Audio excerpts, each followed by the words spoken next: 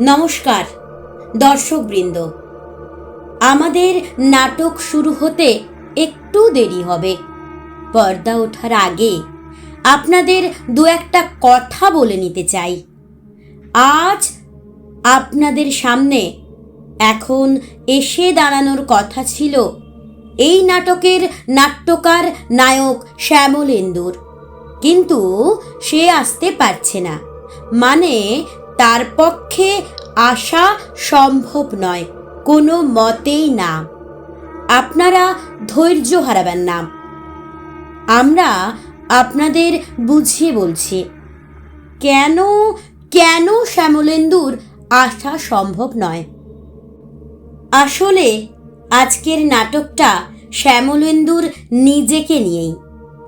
ওর স্বাধীনতার সমান বয়সী জীবন, কলোনির অন্ধকার ঘর, কোনো রকমে কলেজের বেড়া ডিগোনো, আর চাকরি না পাওয়া টানা লম্বা গ্রীষ্মের দুপুর, শীতের কুঁকড়োনো রাত, শুষ্ক খসখসে ঠোঁটে চারমিনার ঝলসানো বসন্ত, আর মায়ের জ্বর তপ্ত কপালে হাত রাখা মহানাগরিক বর্ষা।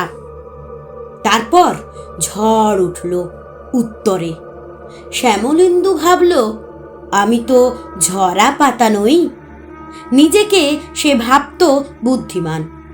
ঝড়ের হাতছানিকে সযত্নে এড়িয়ে নিজের বুদ্ধিকে সে তারিফ জানালো মনে মনে।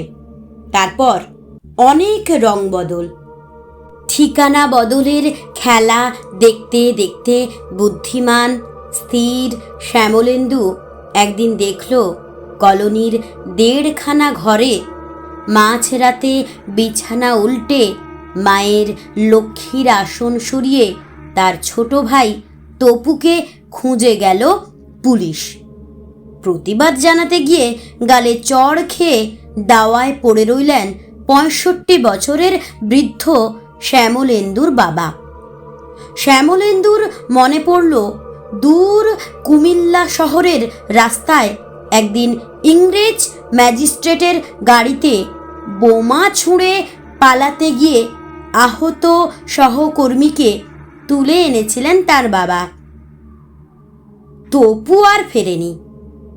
সব ঠিক বোঝেনি শ্যামলেন্দু, ভিতরে ভিতরে কেমন যেন অস্থির হয়েছে। তারপর একদিন একটা অচেনা ছেলে অন্ধকারে ছোট্ট একটা চিরকুট দিয়ে গেল তপুর চিঠি। কোথায়, কোন সুদূর গাঁয়ে এক মুঠো মুড়ি চিবোতে চিবোতে সে হাঁটছে। ডাইনে পাহাড়, সামনে পূর্ণিমার চাঁদকে জড়িয়ে ধরা শাল জঙ্গলকে রেখে নদীর ওপার থেকে মাদলের শব্দ, আর কাঁধের ওপর সাঁওতাল মাঝির ভারী গলা, কমরেডস। শ্যামলেন্দু যুক্তিবাদী। নানা সরু মোটা বইয়ের লাল দাগ দেওয়া পাতাগুলোয় আঙুল রেখে সে চাপা দিতে চাইল গলায় উঠে আসা আবেগটাকে। তারপর চোখ রাখল সিচুয়েশন ভ্যাকান্টের কলমে। আর একদিন খবর এলো জেল ইয়ার্ডের টাওয়ারে কারা যেন উড়িয়ে দিয়েছে লাল পতাকা, আর শহরের হাট থেকে ফেরার সময় ধরা পড়েছে তপু।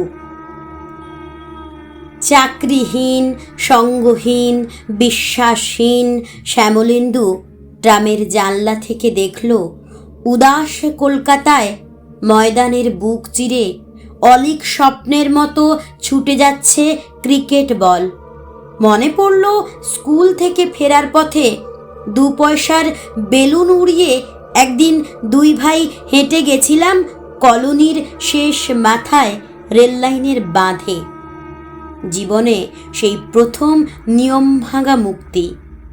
অন্ধকার গলি থেকে ঘরে হেঁটে এলো শ্যামলেন্দু।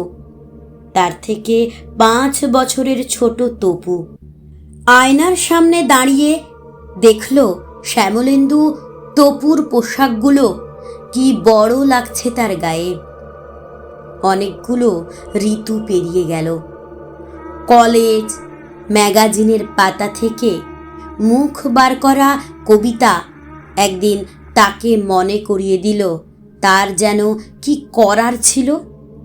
আর শ্যামলেন্দু দেখল তার কলমের ডগায় এসে দাঁড়াচ্ছে তপু। সাদা পাতায় হাসছে তপু, বইয়ের প্রচ্ছদ থেকে উঠে আসছে তপু।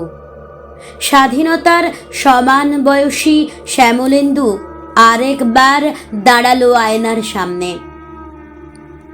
এই হলো শ্যামলেন্দুর নাটক।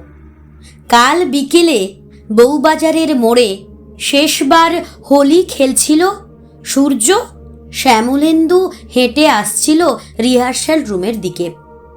ব্যস্ত কলকাতার কাঁধ ছুঁয়ে একটা কালো গাড়ি তাকে তুলে নিল, তারপর ছুঁড়ে দিল পার্কের ঘাসে। পিঠে দুটো ছেঁদা নিয়ে শ্যামলেন্দু পড়ে রইল লাশ হয়ে। কোথাও কোনো টেপ রেকর্ডার ছিল না, শুধু বাতাসে ধরা রইল তার গলা। তোর কাছেই আসছিলাম রে তপু। হ্যাঁ, এজন্যই শ্যামলেন্দু আসতে পারল না। এইবার শুরু হচ্ছে নাটক। পর্দা উঠছে। আপনাদের সামনে এসে দাঁড়াচ্ছে শ্যামলেন্দু নাকি আপনারাই।